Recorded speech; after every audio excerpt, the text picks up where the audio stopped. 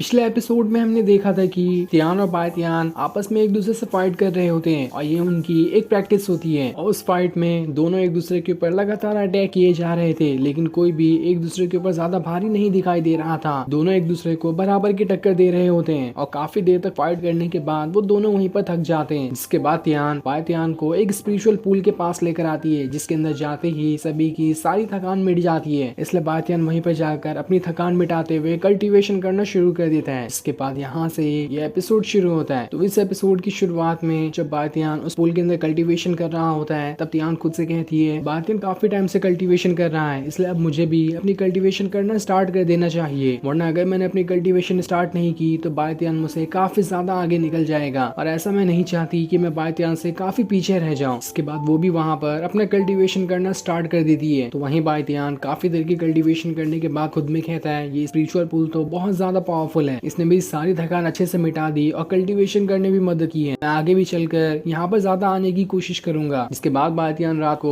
उसी sword monument के पास जा रहा होता है, जहाँ छुप के पहले वो ये देखता है कि वहाँ पर दोबारा वो लड़की है भी या फिर नहीं, वरना वो दोबारा उससे फाइट करने के लिए आ जाएगी। तब उसे वहाँ पर वो लड़की नहीं दिखाई देती है, इसलिए वो वहाँ जाकर अपना कल्टीवेशन करना स्टार्ट कर देता है और कल्टीवेशन स्टार्ट करते ही वो स्वॉर्ड मॉन्यूमेंट के अंदर चले जाता है, जहाँ वो खुद में कह रहा होता है इस सोल टेम्परिंग की जो टेक्निक है वो एक एल्केमिस्ट के लिए बहुत ज्यादा पावरफुल और इम्पोर्टेंट होती है। हर एक एल्केमिस्ट को ये टेक्निक तो सीखनी ही होती है। किसी को भी अगर अपनी एल्केमी पावर बढ़ानी है तो मैंने इस स्वॉर्ड मॉन्यूमेंट के पहले टेक्निक को तो सीख लिया है, लेकिन अब सिर्फ दूसरी टेक्निक बाकी है जिससे भी मैं आसानी के साथ सीख जाऊंगा। इसके बाद कल्टीवेशन करते हुए वहाँ पर एक सोल पिल अपीयर होती है। ये देखकर बायतियान भी खुश हो जाता है कि चल यहाँ पर एक सोल पिल तो अपीयर हुई। इसके बाद वहाँ पर 3 स्वॉर्ड मॉन्यूमेंट आने लगते हैं जो कि बिल्कुल ऑरा से बने हुए थे और उसके अंदर से इतना ज्यादा ऑरा बाहर निकल रहा होता है कि बायतियान उसे ठीक तरह से देख तक नहीं पाता। इसके बाद वो उन स्वॉर्ड मॉन्यूमेंट के पास आता है और जैसे उसे छूने की कोशिश करता है वो उसे छू ही नहीं पाता, क्योंकि वो सभी ऑरा से बने हुए थे। ये देखकर बायतियान खुद में कहता है इस स्वॉर्ड मॉन्यूमेंट ने तो यहाँ पर अपने ही जैसे 3 और स्वॉर्ड मॉन्यूमेंट को ले आया है, ये तो बहुत अच्छी बात है। पहले मैं अपना कल्टीवेशन कर लेता हूँ, उसके बाद मैं इस सोल पिल और इन तीनों के तीनों स्वॉर्ड मॉन्यूमेंट को आपस में मिलाने की कोशिश करूंगा, जिस वजह से मेरे पास काफी ज्यादा पावर आ जाएगी। लेकिन जैसे वो दोबारा अपनी कल्टीवेशन स्टार्ट करता, इससे पहले वहाँ पर वो लड़की दोबारा वापस आ जाती है और बायतियान के ऊपर अटैक करना शुरू कर देती है। वो उसे कहती है तुम्हें समझ नहीं आता कि मैंने कहा था यहाँ पर रात में आके कल्टीवेशन नहीं की जाती है, रात में सिर्फ मैं अकेले यहाँ पर आके कल्टीवेशन कर सकती हूँ। लेकिन बायतियान उससे कहता है देखो तुम तो बिल्कुल पागल हो और वापस से यहाँ पर आकर मुझे परेशान कर रही हो। मैं बस इतना कहना चाहता हूँ कि तुम दोबारा कभी आकर मुझे परेशान मत करना और मुझे शांति से यहाँ पर कल्टीवेशन करने दो। लेकिन वो लड़की तो सुनने का नाम ही नहीं ले रही थी और लगातार बायतियान के ऊपर अटैक करना शुरू कर देती है। और अब देखते ही देखते दोनों के बीच काफी जबरदस्त फाइट हो जाती है। दोनों एक दूसरे के ऊपर अपनी पावर का इस्तेमाल करते हुए लगातार अटैक किए जा रहे थे। बायतियान अपने अर्थ एलिमेंट की पावर का इस्तेमाल करता तो वहीं वो लड़की अपने पाम टेक्निक का इस्तेमाल करती है, लेकिन दोनों की टेक्निक जब आपस में मिलती है तो वो दोनों वहाँ से बहुत दूर जाकर गिरते हैं। इसके बाद बायतियान वहाँ पर अपनी स्पिरिट को समन कर लेता है ताकि उसका इस्तेमाल करते हुए यहाँ पर उस लड़की को सबक सिखा सके। तब उसकी स्पिरिट को देखकर वो लड़की भी अपनी और ज्यादा पावर को एक्टिवेट करना शुरू कर देती है ताकि उसकी स्पिरिट से मुकाबला कर सके और फिर वो अपनी थंडर टेक्निक का इस्तेमाल करते हुए सीधा बायतियान की तरफ ही बढ़ जाती है, जहाँ दोनों के बीच वापस से एक भयंकर टक्कर होने वाली थी। और जैसे ये टक्कर होती है चारों तरफ काफी ज्यादा ऑरा फैल जाता है, ऐसा लग रहा था कि वहाँ पर कोई धमाका हो गया है और दोबारा से वो दोनों एक दूसरे से टकराने की वजह से पीछे आ जाते हैं। तब बायतियान खुद में कहता है इस लड़की ने तो परेशान कर दिया, अब मुझे लगता है अपनी पूरी पावर का इस्तेमाल करना पड़ेगा ताकि मैं इस लड़की को सबक सिखा सकूं। इसके बाद वो दोबारा कभी मुझे परेशान करने की कोशिश नहीं करेगी। इसके बाद वो वहाँ पर अपनी सबसे खतरनाक टेक्निक को एक्टिवेट करना शुरू कर देता है, जिसके सामने तो वो लड़की शायद ही टिक पाएगी। और उसने अब वहाँ पर अपनी स्वॉर्ड को निकाल लिया था, जिसके स्वॉर्ड स्लैश का इस्तेमाल करते हुए वो एक अटैक सीधा उस लड़की के ऊपर ही कर देता है। वो लड़की अपनी शील्ड बनाते हुए उसके अटैक को रोकने की कोशिश करती है, लेकिन बायतियान ने लगातार कई सारे स्वॉर्ड स्लैश अटैक उस लड़की के ऊपर कर दिए थे, जिस वजह से उसकी शील्ड भी टूट जाती है और वो लड़की भी वहां से दूर जाकर गिरती है। इसके बाद बायतियान उसके पास आकर कहता है क्या हुआ, बस बहुत हो गया या दोबारा से फाइट करनी है? अगर दोबारा फाइट करनी है तब भी मैं तैयार हूँ। लेकिन वो लड़की उससे कहती है देख लेना मैं तुम्हें नहीं छोड़ूंगी, अगली बार मैं दोबारा तुमसे फाइट करने के लिए आऊंगी और तब देख लेना तुम्हें पता चलेगा कि मेरे पास कितनी ज्यादा पावर है। इसके बाद वो वहां से चली जाती है और उसके जाने के बाद बायतियान कह रहा होता है कैसी पागल लड़की है जो बार बार आकर मुझे परेशान करते रहती है, मुझे तो ठीक तरह से अपना कल्टीवेशन भी नहीं करने देती। इसके बाद वो दोबारा से अपना कल्टीवेशन करना वहां पर स्टार्ट कर देता है। कल्टीवेशन करते हुए वो स्वॉर्ड मॉन्यूमेंट के अंदर चले जाता है, जहाँ इस बार वो उन तीनों के तीनों स्वॉर्ड मॉन्यूमेंट और सोल पिल को आपस में मिलाने की कोशिश कर रहा था। तो वो करते हुए खुद में कह रहा होता है अगर मैंने इन तीनों को मिला लिया तो मेरी पावर काफी ज्यादा बढ़ जाएगी और ये मेरे एक ट्रम्प कार्ड की तरह काम आएंगे। कभी भी अटैक करना होगा तो मैं इनका इस्तेमाल कर सकता हूँ और ये काफी ज्यादा पावरफुल अटैक करेंगे। इसके बाद वो दोबारा से अपनी पावर का इस्तेमाल करते हुए उस वोल पेल और तीनों स्वॉर्ड मॉन्यूमेंट को मिलाने की कोशिश करने लगता है। और जैसे वो इस बार कोशिश करता है वो उन तीनों को आपस में मिलाने में कामयाब भी हो जाता है। ये देखकर तो बातियान की खुशी का ठिकाना नहीं था। वो खुद में कहता है आखिरकार मैंने इन तीनों को आपस में मिला ही लिया। उसके बाद वो उस स्वॉर्ड मॉन्यूमेंट के बाहर निकल कर आ जाता है, लेकिन जैसे वो बाहर आता है अब उस स्वॉर्ड मॉन्यूमेंट के ऊपर अजीब से क्रैक बनते हुए दिखाई दिए थे, जिसे देखकर उसे ऐसा लग रहा होता है कि स्वॉर्ड मॉन्यूमेंट की पावर अब धीरे धीरे खत्म होते जा रही है, क्योंकि उसने उसकी सारी पावर तो अपने अंदर डाल ली थी। जिसके बाद बातियान वहां से बाजार में आ जाता है ताकि एल्केमी स्टोर पर जाकर वहां पर एल्केमी करने का कुछ सामान खरीद सके। जिसके बाद वो दुकान पर आकर उस दुकान वाली से कहता है मुझे body tempering grass, big leaf vine, tiger pepper vine और ब्लड जिंक्शन चाहिए, क्योंकि मुझे अभी एल्केमी करनी है। जिसके बाद वो उसे एक पेपर भी दे देता है जिसमें वो सारी चीजें ठीक तरह से लिखी थी कि कौन सी चीजें कितनी चाहिए और इसमें कौन कौन सी चीजें होनी चाहिए। ये देखकर वो लड़की उससे कहती है जो सारी चीजें आप यहाँ पर मांग रहे हो वो सिर्फ एक एल्केमिस्ट ही मांग सकता है, और हमारे यहाँ के रूल के हिसाब से कोई भी इंसान यहाँ पर आकर इन सारी चीजों को नहीं खरीद सकता। अगर आप सच में एक एल्केमिस्ट हैं तो आपको हमारे यहाँ का एक छोटा सा टेस्ट देना पड़ेगा। अगर आप उस टेस्ट को पास कर लेते हैं तो हमें ये समझ में आ जाएगा कि आप एक एल्केमिस्ट हैं। उसके बाद हम ये सारी चीजें आपको देने के लिए तैयार हो जाएंगे। ये सुनकर तो बातियान भी हैरान था कि अरे यहाँ पर तो सामान खरीदने के लिए भी टेस्ट देना पड़ता है, लेकिन तब भी वो पहले से ही एक एल्केमिस्ट था, इसलिए वो इस टेस्ट को देने के लिए तैयार हो जाता है और उसे कहता है ठीक है जो भी टेस्ट होगा मैं वो करने के लिए तैयार हूँ, लेकिन तुम तब तक इस सामान को निकाल दो। ये सुनकर वो लड़की कहती है जैसा आप कहेंगे वैसा ही होगा, या फिर आप मुझे ये भी बता सकते हैं कि आप किसी सेट का हिस्सा हैं जहाँ पर एल्केमी सिखाई जाती है। अगर आप वहाँ का हिस्सा हैं तो आपको यहाँ पर कोई टेस्ट देने की जरूरत भी नहीं पड़ेगी। लेकिन बातियान उससे कहता है नहीं नहीं ऐसा नहीं है, मैं किसी ऐसे सेट का हिस्सा नहीं जहाँ पर एल्केमी सिखाई जाती है, बल्कि मैं तो मार्शल आर्ट अकेडमी का हिस्सा हूँ और मुझे थोड़ी बहुत एल्केमी इसलिए आती है क्योंकि मेरे पास फायर अटैक इवन लेवल की मेरिडियंस है जिसका इस्तेमाल करते हुए मैं थोड़ी बहुत एल्केमी कर लेता हूँ, इसलिए मैं यहाँ पर ये सारी चीजें खरीदने के लिए आया था। जिसके बाद वो उसे अपने फायर मेरिडियन की पावर भी उस लड़की को दिखाता है। ये देखकर तो वो लड़की भी हैरान थी कि बातियान सच कह रहा है। इसके बाद वो बातियान को एल्केमी टेस्ट के लिए ले जाती है और ये सीन दिखाते ही ये एपिसोड यहीं पर एंड हो जाता है। Thanks for watching.